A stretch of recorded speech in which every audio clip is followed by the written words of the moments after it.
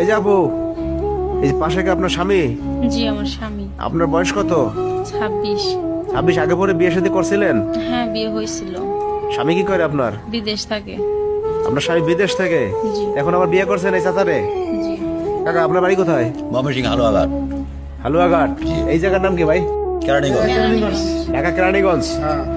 আচ্ছা, এখন হালুয়াঘাট কিভাবে বিয়ে শাদী করলেন একটু বলেন তো আমাদের। ধান কাটছিলাম, আগুন মায়ের ধান কাট বেড়াইছিলাম, বাবা ধান। কোন জায়গা এটা? এটা কোনাবাড়ি আমবাগ। মানে আপনি হালুয়াঘাট থেকে গাজীপুর কোনাবাড়ি আমবাগে আসছিলেন ধান কাটতে? জি জি জি বাবা ধান? জি ধান কাটতে আসিয়া এই এই আপুর বাড়িতে হচ্ছে আপনি ধান কাটছিলেন? জি তখন কি প্রেম ভালোবাসা হয়েছে? জি আর এই আপুর স্বামী থেকে হয়েছে বিদেশ, কুয়েত। জি। এরপর বিয়ে করছেন? হ্যাঁ। আপনার বয়স কত? বয়স 50। 50?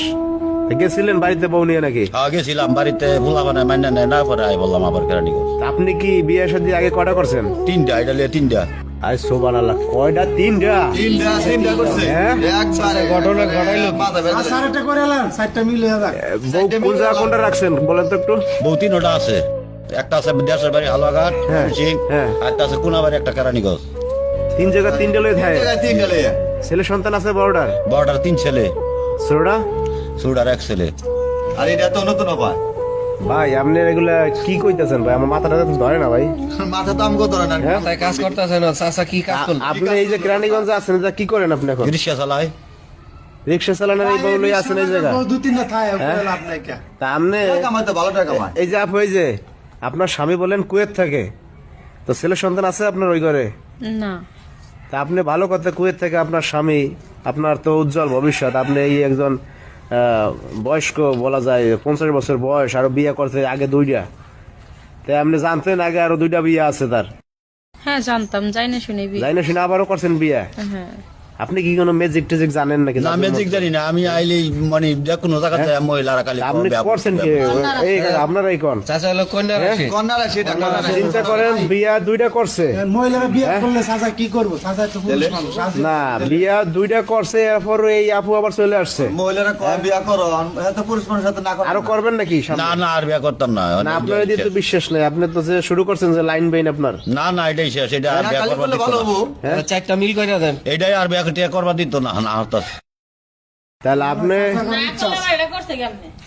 এইটা করছি, হ্যাঁ বইবো আব্বু করছি, মানে মনের শখ, মনের শখ। প্রস্তাব দিয়েছিল কি আপনি?